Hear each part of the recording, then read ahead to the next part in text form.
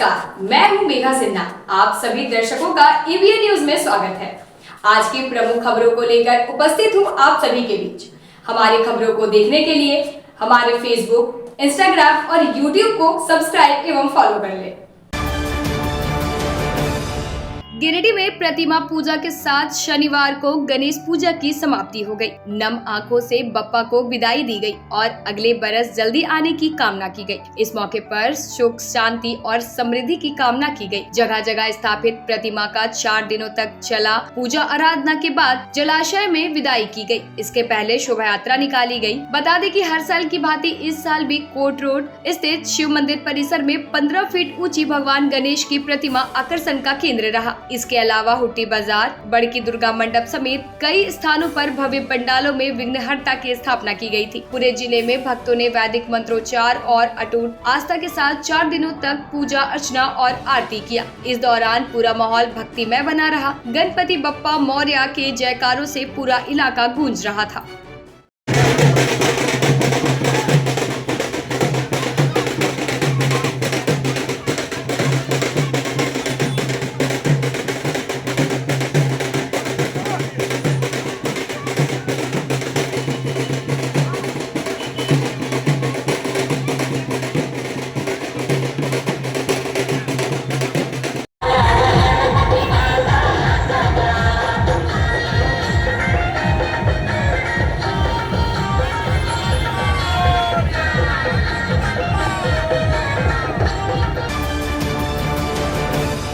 गिरिडीह जिले के तिसरी थाना क्षेत्र के पन्नाटाड़ स्थित स्वामी विवेकानंद रेसिडेंशियल स्कूल में शुक्रवार देर रात हॉस्टल में रहने वाले 5 बच्चे रहस्यमय तरीके से गायब हो गए। शनिवार सुबह ग्रामीणों ने खोजबीन कर उन्हें तिसरी के लोकाय से सुरक्षित बरामद किया। लापता बच्चों में चरकी, नारोटाड़ और पलमुरा के हरमेंद्र कुमार, सूरज कुमार, दीपक कुमार, शिव शक्ति और चंदन कुमार शामिल थे। जानकारी के अनुसार बच्चे रात करीब 12 बजे विद्यालय की बाउंड्री कूदकर भाग निकले। प्रिंसिपल जितेंद्र कुमार राणा ने आशंका जताई कि वे गणेश पूजा मेले में जाने के लिए निकले थे। परिजन और ग्रामीणों ने बच्चों को झाड़ियों में छिपते हुए पाया और उन्हें सुरक्षित घर ले गए। घटना के बाद विद्यालय की सुरक्षा व्यवस्था और रेसिडेंशियल स्कूल के संचालन पर गंभीर सवाल खड़े हो गए हैं। थाना प्रभारी रंजय कुमार ने पुष्टि की है कि बच्चे मेला देखने गए थे और बाद में लोकाय में मिल गए। बच्चा रेसिडेंशियल आपको जानकारी कैसे हुई? जानकारी जब हम रात में प्रत्येक दिन हम बच्चा को गिनती करते हैं, सोने में 12 बजे अंतराल में हम बच्चा को गिनते हैं कि कौन बच्चा कहाँ सोया हुआ है।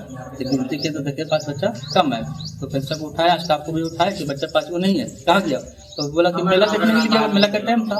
हमसे मेला तो फिर रात में दिलीप भी फोन किए थे, रात में भी गए थे। हरिंदर के पापा सबसे पहले फोन किए, उसके बाद दिलीप भी फोन किए। कल घर सुता लगा, वहाँ भी रात भर हम खोजते हैं। तो आपको जानकारी कितना बजे आती है? रात करीब हमको 12 बजे जानकारी है। तो बच्चे को मेला गया था तो मेला नहीं किया है। मेला तो हम खोजे, मेला भी तो नहीं मिला है। नहीं, जैसे आप बोले ना कि जैसे लगा होगा कि नहीं मेला लगा होगा, मेला गया होगा। हाँ, तो हम तक हम चल दिए थे खोजने के लिए। तो क्या उम्मीद निकल जाए? बच्चा कहीं डर से कहीं छुप गया हुआ, यहाँ से नुकसान करके गया था। क्या नुकसान का पैन तो उसे तोड़ दिया, सब बोल खोल दिया। वो डर से लग घर न जा रहा, कहीं छुपा हुआ, डर से कि घर में क्या जाओ ना। रात में सबको गार्जियन को सूचना दे दिए थे। रात से हम खोज रहे हैं। क्या नाम है आपका? मेरा जितेंद्र कुमार राणा हुआ। कहाँ के रहने वाले हैं? हम बासोटी कराने वाले हैं। कितने बच्चे आपके स्कूल में लाने? मेरा बच्चा मतलब करीब 60 बच्चा रेसिडेंशियल में रहता है। थाना में सूचना दिए थे क्या? थाना में सूचना फोन के माध्यम दे जा रहे हैं, लिख के देने के लिए। हम तो खोजिंग चेक कर रहे हैं, फोन तो सब जगह से आ रहा हूँ। फोन में बिजी, थोड़ा मोबाइल डिस्चार्ज हो रहा है, चार्ज लगाने के लिए 5 मिनट रुके हुए। इसके बाद जाते हैं थाना, इसके बाद हम लिखित देंगे।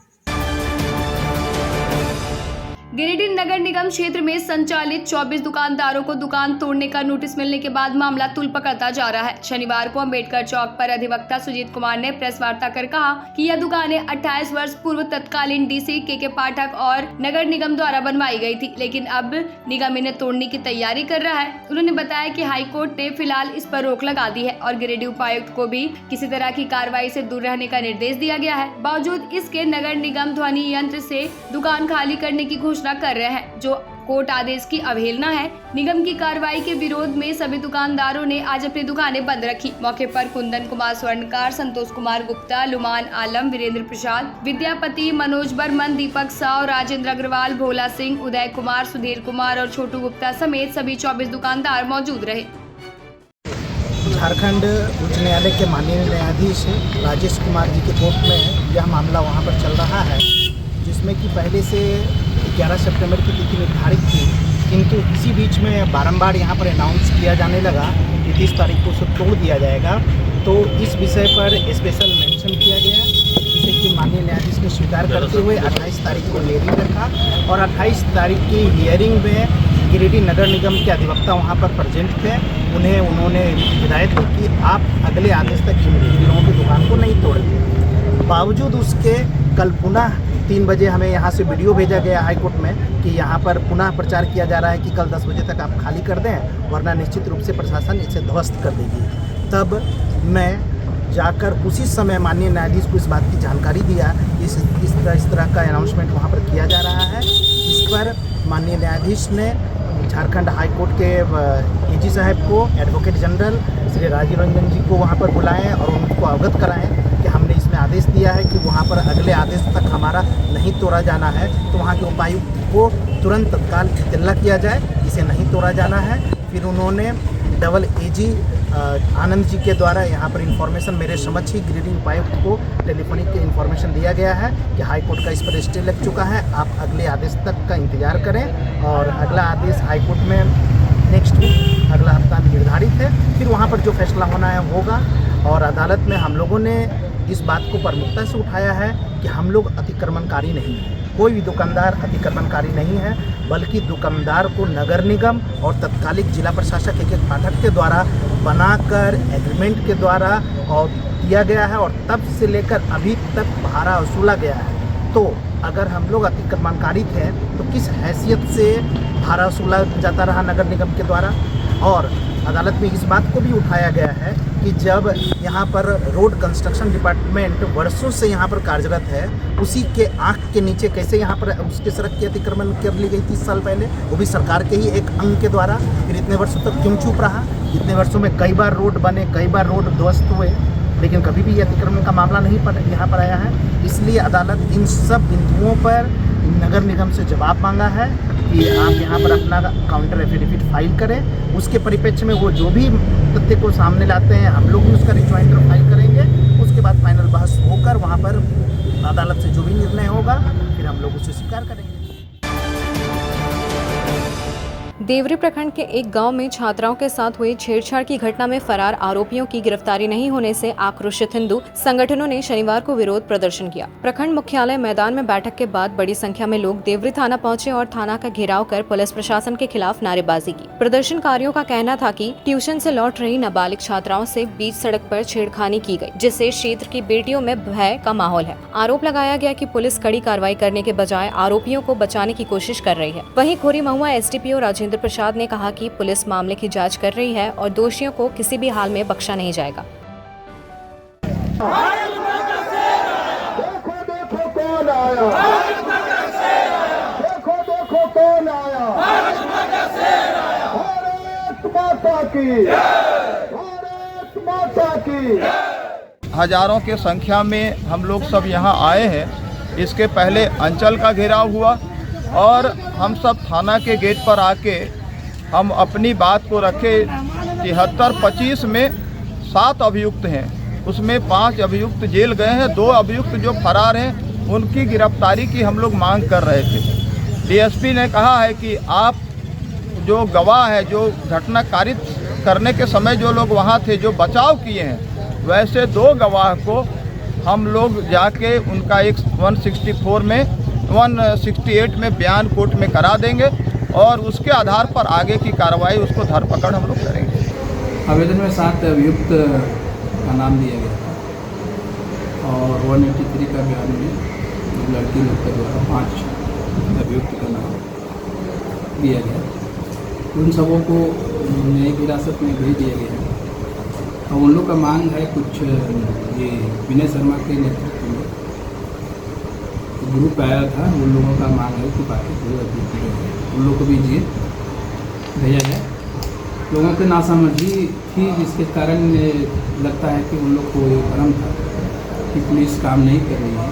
लोगों के डेलीगेट को बिठा के हमने अपना कानून लॉ एंड ऑर्डर के हिसाब से जो प्रक्रिया है पूरी प्रक्रिया को उन लोगों को समझाया और उन्होंने जानकारी प्राप्त की और आंदोलन को शांतिपूर्ण समाप्त।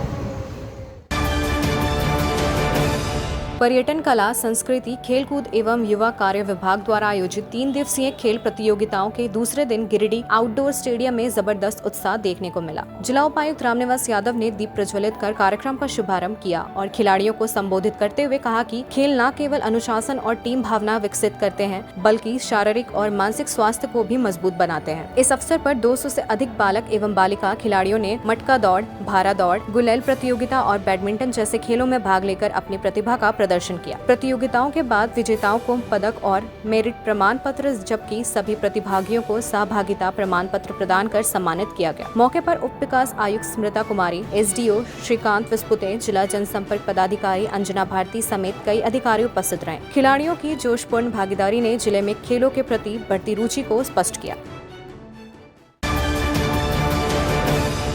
गिरिडीह वार्ड नंबर 29 स्थित धरियाडीह सार्वजनिक काली मंडा में शनिवार को मां मनसा पूजा का समापन भंडारे और मूर्ति विसर्जन के साथ हो गया। दोपहर 1 बजे से शाम 4 बजे तक आयोजित भंडारे में बड़ी संख्या में श्रद्धालुओं ने खिचड़ी प्रसाद ग्रहण किया। आयोजनकर्ताओं ने बताया कि यहां लगातार 26 वर्षों से मां मनसा की पूजा अर्चना होती आ रही है और स्थानीय लोगों के सहयोग से प्रतिवर्ष प्रतिमाएं स्थापित कर श्रद्धा और भक्ति के साथ उत्सव मनाया जाता है। 3 दिनों तक पूजा पाठ और अनुष्ठान के बाद शनिवार को भंडारा और मूर्ति विसर्जन के साथ पूजा संपन्न हुई। श्रद्धालुओं का मानना है कि मां मनसा की महिमा अपार है और सच्चे मन से की गई प्रार्थना हमेशा पूरी होती है। मौके पर आयोजनकर्ता अभिषेक शर्मा उर्फ राजीव, संतोष कुमार, पिंटू विश्वकर्मा, सागर विश्वकर्मा, सन्नी रवानी, सुरेंद्र विश्वकर्मा, माखन राम और राहुल कुशवाहा सहित कई लोग मौजूद रहे।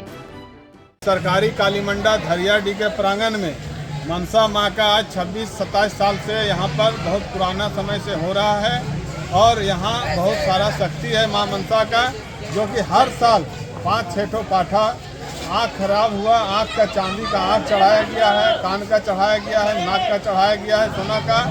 और यहाँ आज समापन की ओर से आज भंडारा भी कराने का जो पूरा रूप से भंडारा भी हो रहा है।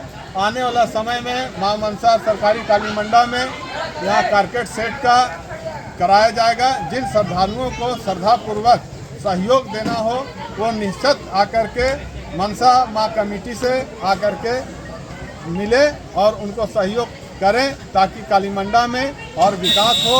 और जो कारकेट सेट का जो राजीव और ये लोग जो सोच रखा है उसका काम सफल हो।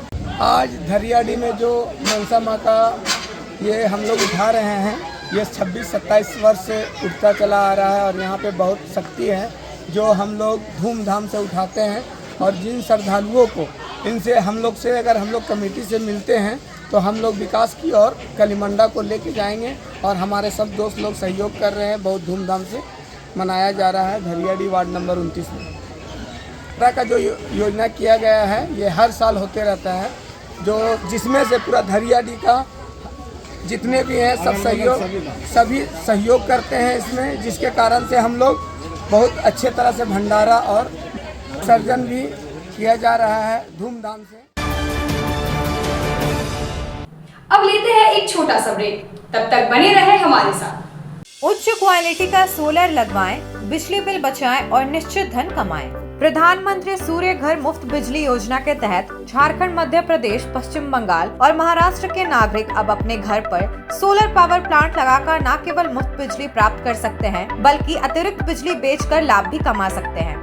इस योजना में 78,000 तक की सब्सिडी, 300 यूनिट तक मुफ्त बिजली, 25 साल की गारंटी और 5 साल की फ्री सर्विसिंग का भी लाभ मिलेगा। 50 रुपए प्रति किलोवाट की दर से आवासीय, इंडस्ट्रियल, कमर्शियल स्थानों पर 1 किलोवाट से 2 मेगावाट तक के ऑन ग्रिड, ऑफ ग्रिड और हाइब्रिड सोलर पावर प्लांट लगाएं। इस मौके का फायदा उठाकर आप जिला और ब्लॉक चैनल पार्टनर बनकर भी लाभ कमा सकते हैं। अधिक जानकारी के लिए मिले अजा बिहारी अंकुर प्राइवेट लिमिटेड, महिला कॉलेज के निकट, बरगंडा, गिरिडीह।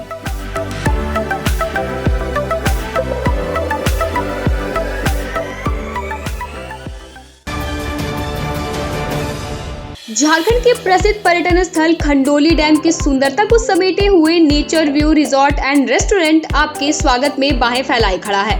प्राकृतिक सौंदर्य से आच्छादित और भव्यता का अद्भुत संगम यह रिजॉर्ट में आने वाले लोगों का मन मोह लेता है। विशाल क्षेत्र में फैले इस रिजॉर्ट में खूबसूरत हट्स, बैंक्वेट हॉल, आधुनिक मीटिंग और सेमिनार हॉल, लॉन और पार्किंग की सुविधा उपलब्ध है। यहाँ birthday party, kitty party, engagement, शादी, विवाह या रिसेप्शन आदि को यादगार बनाने के लिए यहाँ उपयुक्त माहौल है।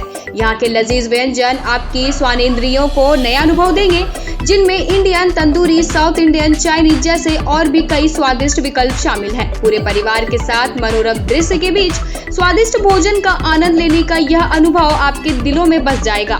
तो देर ना करें, झारखंड के गिरिडीह जिले के खंडोली डैम स्थित इस मनोरंजक स्थल का दौरा करें और अपने जीवन के कुछ अनमोल पल को यादगार बनाएं। सीहोडी कॉलेज मोड़ के निकट रेलवे ब्रिज के पूरब में स्थित पावित्री हॉस्पिटल के संचालक डॉक्टर रितेश कुमार सिन्हा अपने मरीज का इलाज करते हैं। यहाँ जन्म से टेढ़े पैर, कंधा, कोहनी, कूल्हा, घुटने का डिसलोकेशन, जोड़ प्रत्यारोपण एवं हड्डी संबंधित हर प्रकार के रोगों एवं फ्रैक्चर का इलाज व ऑपरेशन किया जाता है। इस हाइजेनिक हॉस्पिटल में ultra modern 2 operation theatre, CR machine, post operative ICU, digital x-ray, ECG, pathology pharmacy, oxygen supported bed, general ward, AC और नॉन AC केबिन की सुविधा उपलब्ध है। तो हड्डी संबंधित किसी भी रोग के लिए पावित्री हॉस्पिटल डॉक्टर रितेश आयुष्मान योजना के तहत इलाज करते हैं। इस अस्पताल में 2 जनरल फिजिशियन डॉक्टर विकास कुमार और डॉक्टर आफ्ताब अंसारी भी अपनी सेवा देते हैं। पता कॉलेज मोड़ के निकट रेलवे ओवर ब्रिज के पूरब में, सीहोडी, गिरिडीह। क्या आप एक अच्छी पैथोलॉजी लैब की तलाश में हैं या डॉक्टर ने टेस्ट लिख दिया है लेकिन समझ नहीं आ रहा कौन सी लैब पे भरोसा करें? तो चिंता छोड़िए और आज ही केयर लैबोरेटरी आइए। यहाँ मिलती है एक्यूरेट रिपोर्ट्स, वो भी रीजनेबल प्राइस पर। हम करते हैं क्वालिटी टेस्टिंग जैसे CBC, thyroid, lipid profile, kidney profile, liver function, health package, sugar, malaria, typhoid, dengue और भी अनेक tests. Fast reporting, certified lab professionals, home collection की निशुल्क सुविधा भी उपलब्ध है। तो देर किस बात की, तुरंत संपर्क करें स्क्रीन पर दिए गए नंबर पर या विजिट करें स्क्रीन पर दिए गए हमारे एड्रेस पर। केयर लैबोरेटरी, एक्यूरेट रिपोर्ट्स, आपके स्वस्थ जीवन का साथी। ब्रेक के बाद आप सभी दर्शकों का स्वागत है।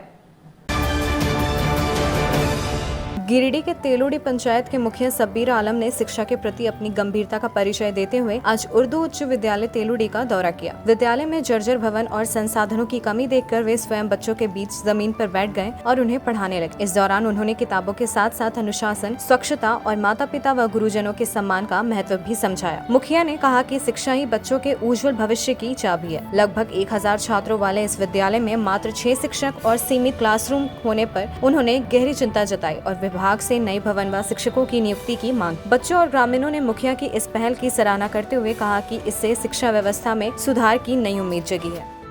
यह हमारे तेलोडी पंचायत का उच्च विद्यालय तेलोडी उर्दू है, जहाँ पे ये 10वीं तक का ये हमारा स्कूल हो चुका है। और अभी आप देख पा रहे होंगे कि हमारे यहाँ 1017 बच्चा है 1 से लेकर के 9 क्लास तक। बिल्डिंग का भी बहुत अभाव है, जो अभी मात्र 8 कमरे में जो है यह इतनी कक्षाएं संचालित हो रही हैं और हर एक कक्षा में बच्चों की संख्या किसी में 120 है, किसी में 130 है, इस तरह करके बच्चों की संख्या है, जिसके वजह से जो कमरा का लंबाई चौड़ाई है उसमें बेंच का जो संख्या है उसमें बच्चों को करा पाना मुश्किल है। उसके वजह से क्लासरूम के बाहर भी कुछ बच्चे बैठते हैं, इनके वजह से पढ़ाई में काफ़ी बाधा हो रही है।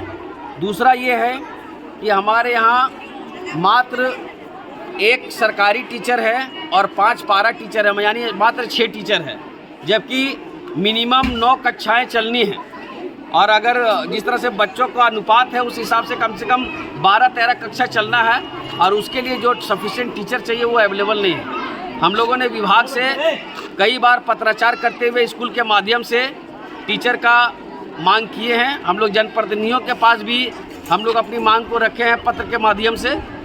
और मैं जो भी हमारे शिक्षा अधीक्षक हैं और हमारे जो भी शिक्षा विभाग है, मैं उनसे यह आग्रह करूंगा कि जल्द से जल्द हमारे यहाँ कम से कम 4 टीचर का पदस्थापन करें, ताकि और भी सरकारी टीचरों का, ताकि हमारे बच्चों को गुणवत्तापूर्ण शिक्षा मिल सके।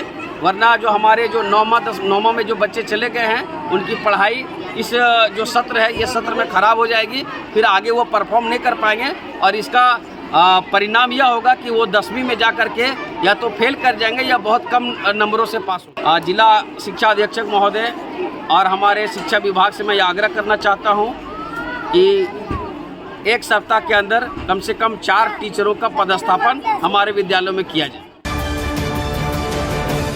धोबन्नी गांव में दलित परिवारों की जमीन और कुएं के पास मशरूम फैक्ट्री द्वारा जबरन कचरा फेंके जाने की शिकायत पर शनिवार को जिला उद्योग विभाग की टीम जांच के लिए पहुंची। उपायुक्त को ऑल इंडिया फॉरवर्ड ब्लॉक की ओर से की गई लिखित शिकायत के आलोक में EODB मैनेजर दीपक कुमार नायक और उनकी टीम ने स्थल का निरीक्षण कर ग्रामीणों से जानकारी ली। जाँच के दौरान शिकायतकर्ता एवं फॉरवर्ड ब्लॉक के जिला संयोजक राजेश यादव भी मौजूद रहे। उन्होंने टीम को स्थल दिखाया और फैक्ट्री की मनमानी पर आपत्ति जताई। ग्रामीणों ने भी अपनी शिकायत दोहराते हुए कहा कि उनकी सहमति के बिना कचरा डाला गया है, जिससे गंभीर परेशानी हो रही है। राजेश यादव ने मांग की कि मशरूम और अंडा फैक्ट्री की गतिविधियों की गहन जांच हो और दोषियों पर कार्रवाई की जाए। फॉरवर्ड ब्लॉक ने चेतावनी दी कि अगर कार्रवाई नहीं हुई तो चरणबद्ध आंदोलन शुरू किया जाएगा। मौके पर कई ग्रामीण महिलाएं और स्थानीय लोग भी मौजूद रहे।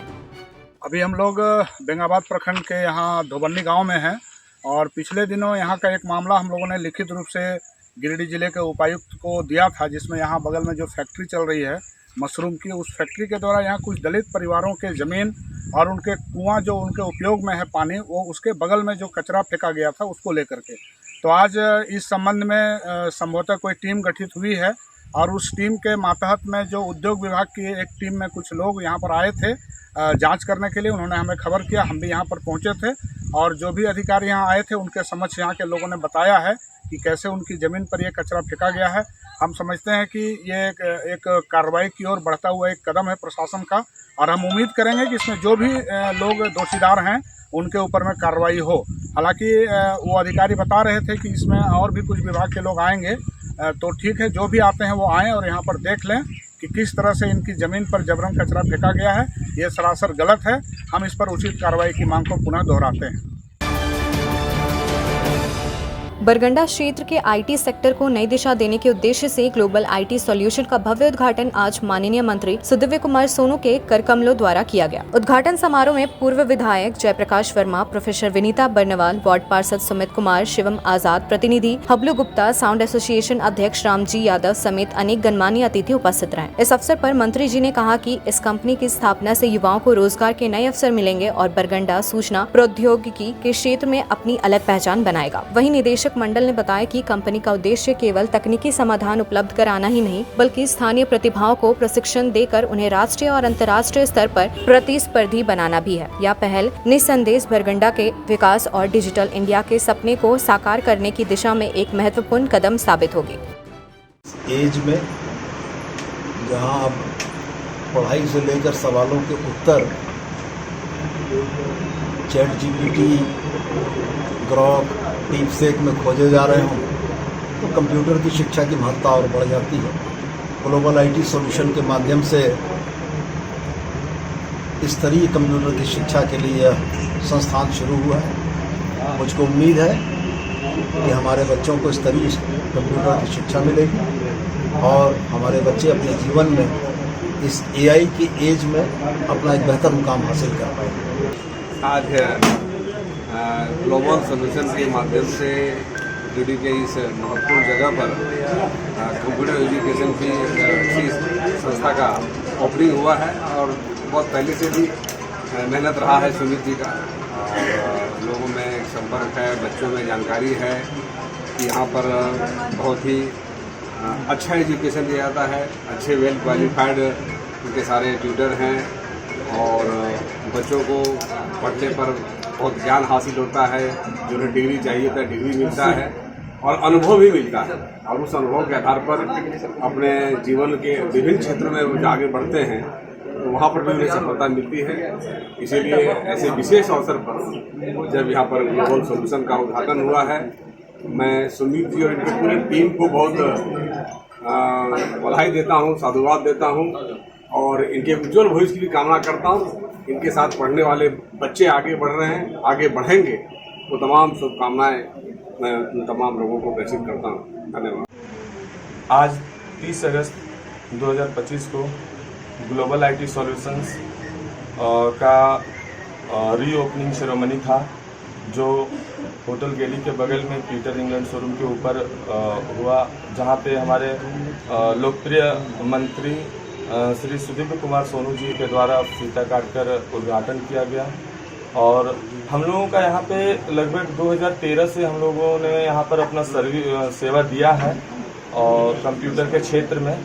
और 2013 से लॉकडाउन के कारण थोड़ा सा हम लोगों को बच्चों के लिए इशू हुआ था। बच्चे लोग यहाँ पर लॉकडाउन को लेकर थोड़ा हम लोगों को क्लोज करना पड़ा था, और उसी का फिर से हम लोग रीओपनिंग कर रहे हैं और कोशिश करेंगे कि पहले से बेहतर। और एआई के, अब तो उस टाइम में एआई का जनरेशन नहीं था, अब तो हम लोग यहाँ पर अपने इंस्टीट्यूट में एआई से रिलेटेड जितने भी कोर्सेज होते हैं वो सारे कोर्सेज अब स्टार्ट कर रहे हैं और हम लोग फुल्ली अपग्रेड कर रहे हैं। पहले के जो कोर्स थे वो ओल्ड मॉडल के थे, अब हम लोग उसको पूरे एआई में जनरेट करके पढ़ाते हैं और बहुत ही अच्छे तरीके से सर्विस देते हैं। और यहाँ पर वेल क्वालिफाइड टीचर्स भी हैं। तो आप सभी शहरवासियों से अनुरोध होगा कि एक बार आप अपने बच्चे को यहाँ पर शिक्षा ग्रहण करने के लिए कंप्यूटर के क्षेत्र में एक बार अवश्य मौका दें।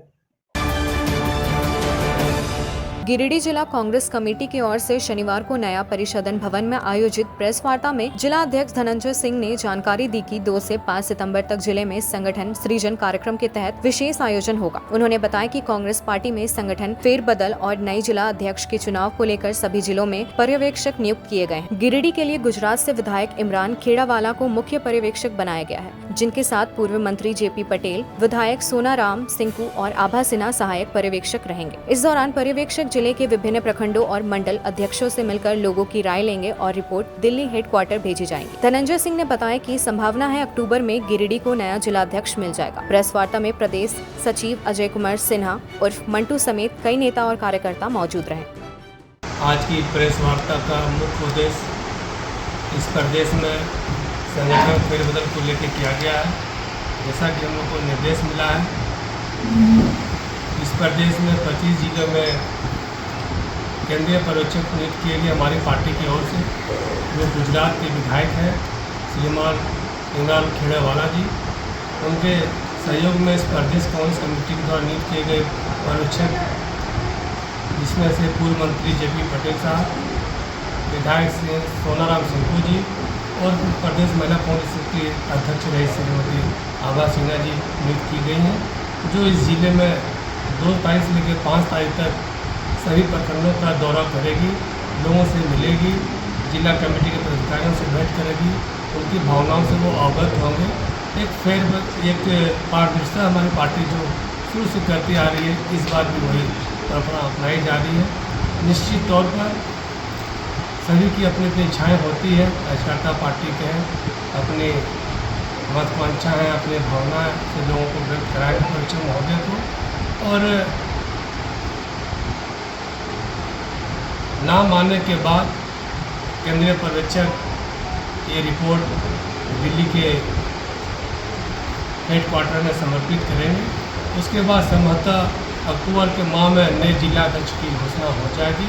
संगठन सृजन कार्यक्रम को लेकर पूरे देश में प्रदेश जिला अध्यक्ष की नियुक्ति कैसे हो, इस पर मंथन करने के बाद जो हमारे आला कमान के द्वारा निर्णय लिया गया कि दूसरे स्टेट से यहाँ के प्रभारी बनेंगे प्रत्येक जिला में। और इसी क्रम में हमारे झारखंड में तो कुल 25 जिला नगर महानगर रांची लेकर के 25 जिला में जो प्रभारी नियुक्त किए गए हैं, जिसमें पूर्व CLP लीडर, पूर्व प्रदेश अध्यक्ष, सारे विधायक, MP सारे लोग हैं। उन लोग सब जो जिनको आला कमान के द्वारा निर्देशित किया गया है कि वैसे कार्यकर्ताओं का आप मिलें और उनसे सबके बारे में जानकारी साझा करें गांव-गांव जाकर के पंचायत स्तर तक जाकर के इनको साझा करने का निर्देश दिया गया है कि कौन आदमी है, कौन व्यक्ति ऐसा है जो सारे सभी को लेकर के चले, संगठन को मजबूत करे। इसी क्रम में हमारे यहाँ गिरिडीह में जो प्रभारी बन करके आ रहे हैं वो अहमदाबाद के बगल क्षेत्र से हैं, 2 बार के विधायक इमरान खेड़ावाला जी, और उनके साथ देने के लिए झारखंड से 3 पर्यवेक्षक हैं यहाँ पर। एक हैं सोनाराम सिंकू जी, दूसरे हैं आभा सिन्हा जी और जेपी पटेल जी। तो सभी यहाँ जो कार्यकर्ता हैं सबका मनोदशा जानेंगे, सबसे विचार विमर्श करने के बाद वो अपना निर्णय देंगे और उसके बाद नए जिलाध्यक्ष का चयन। आज के अंक में बस इतना ही। कल फिर मिलेंगे नई खबरों के साथ। हमारी खबरों को देखने के लिए हमारे YouTube, Facebook और Instagram को सब्सक्राइब एवं फॉलो कर लें। धन्यवाद।